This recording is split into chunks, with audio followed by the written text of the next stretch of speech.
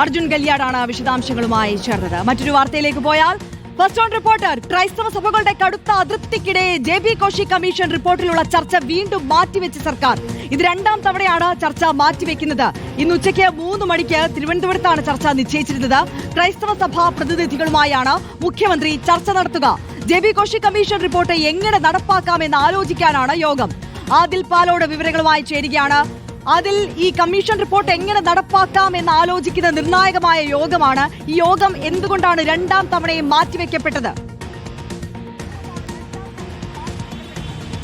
വളരെ പ്രധാനപ്പെട്ട ഒരു തീരുമാനമാണ് മുഖ്യമന്ത്രി എടുത്തിരിക്കുന്നത്. പ്രത്യേകിച്ച് നിയമസഭാ തെരഞ്ഞെടുപ്പ് അടുത്തിരിക്കെ JB കോശി കമ്മീഷൻ റിപ്പോർട്ട് നടപ്പാക്കണമെന്ന ആവശ്യം ക്രൈസ്തവ സംഘടനകൾ, സഭകളൊക്കെ ഒരേ സ്വരത്തിൽ ആവശ്യപ്പെടുന്നതാണ്. ക്രൈസ്തവ സഭകളുടെ അതൃപ്തിക്ക് കൂടി സർക്കാരിനെതിരെ ഇക്കാര്യത്തിൽ ഇടയാക്കിയിട്ടുണ്ട് എന്ന വസ്തുതയുമുണ്ട്. അതിനിടെയാണ് JB കോശി കമ്മീഷൻ റിപ്പോർട്ട് ചർച്ച ചെയ്യാൻ, ഇത് നടപ്പാക്കുന്നത് എങ്ങനെ എന്നത് സംബന്ധിച്ചുള്ള ചർച്ചയ്ക്കായി ക്രൈസ്തവ സംഘടനാ പ്രതിനിധികളെ മുഖ്യമന്ത്രി യോഗം വിളിച്ചിരുന്നു. ആദ്യത്തെ തവണ യോഗം വിളിച്ചെങ്കിലും അത് മാറ്റി ഇന്നത്തെ ദിവസത്തേക്ക് മാറ്റിയിരുന്നു. ഇന്ന് 21-ാം തീയതി ഉച്ചയ്ക്ക് 3:30 മുഖ്യമന്ത്രിയുടെ ചേംബറിൽ യോഗം ചേരാം എന്നുള്ളതായിരുന്നു തീരുമാനം. എന്നാൽ ആ യോഗവും മാറ്റിവെച്ചിരിക്കുകയാണ്. രണ്ടാം തവണയും JB കോശി കമ്മീഷൻ റിപ്പോർട്ട് ചർച്ച ചെയ്യാനുള്ള യോഗം മാറ്റിയിരിക്കുന്നു. 28-ാം തീയതി യോഗം ചേരാം എന്നാണ് മുഖ്യമന്ത്രി അറിയിച്ചിരിക്കുന്നത്. ഏതായാലും ഇക്കാര്യത്തിൽ സഭകൾക്കൊക്കെ കടുത്ത അതൃപ്തിയുണ്ട്.